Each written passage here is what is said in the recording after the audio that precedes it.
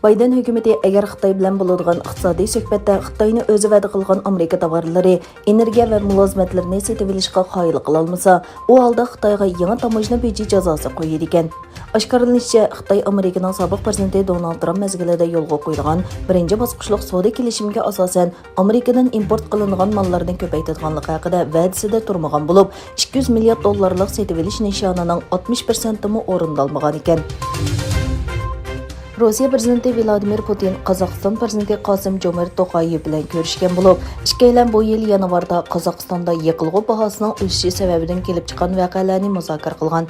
Putin davlat vaziyatining yaxshilanganligini ko'rsatib, Rossiyaning kollektiv bexatarlik shartnomasi tashkiloti doirasida Qozog'istonga askar avatganligini baholab o'tgan. Xitoy Tashqi ishlar ministrligining bayonotchisi Zhao Lijian Amerika, Avstraliya, Yaponiya va Hindiston qurgan 4 taraflik bexatarlik dialogi diplomatiya ministrlari yig'inining kun tartibiga baho berdi. Zhao Lijian Amerikani ideyaviy siziqni asos qilib guruhga tashkillamoqchi deb aybladi. Yerlik taratqularning xabariga qaraganda, Efiopiya poytaxti Addis Abebada o'tkazilgan Afrika ittifoqi boshliqlar yig'inida Xitoy bilan bo'lgan munosabatni yaxshilash uchun qadam tashlangan. Afrika ittifoqi tashqi ishlar ministrlari qurgan ministrlar kengashi yig'inida o'tirg'i qo'yilgan taklif doirasida bu yil Xitoy poytaxti Beyjingda doimiy ishxona ichish qaror qilingan. Xitoyning Twitter deb atalgan ijtimoiy supsi Weibo qishloq olimpiya tanarkachilarini nishon qilgan to'g'ri hujumidan keyin 2000 dan ortiq hisobotni cheklaganligini va kam deganda 71 ming yozmani o'chirayotganligini e'lon qildi. Weibo qaysi tanarkachilarning nishon qilinganligini aniq aytmagan bo'lsa-mu, ammo bu harakat Amerikada tug'ilgan Xitoy muz telish mohiri Joyi to'g'risidagi talash-tartishlardan keyin elib berilgan.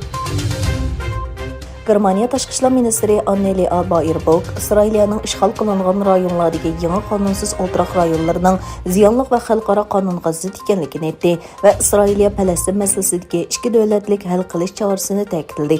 Baerbock Isroiliya, Falastin va Iordaniyani o'z ichiga olgan rayon ziyoratining birinchi bekitida G'arbiy Yerusalimda Isroiliya Tashqi ishlar ministri Yair Lapid bilan ko'rishdi.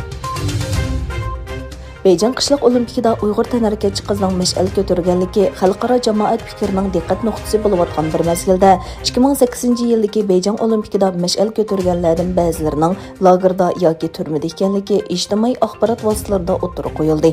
Norvegiyadagi faoliyatchi Abduvali Ayyubning o'tgan hafta Twitterda inkos qilishicha, o'zining bir jiyani va Urumchi shahri Soybog' rayonlik madaniyat tarbiya idorasining boshlig'i Adil Abdurahim 2008-yildagi Beyjing olimpiyada mash'al ko'targan ekan.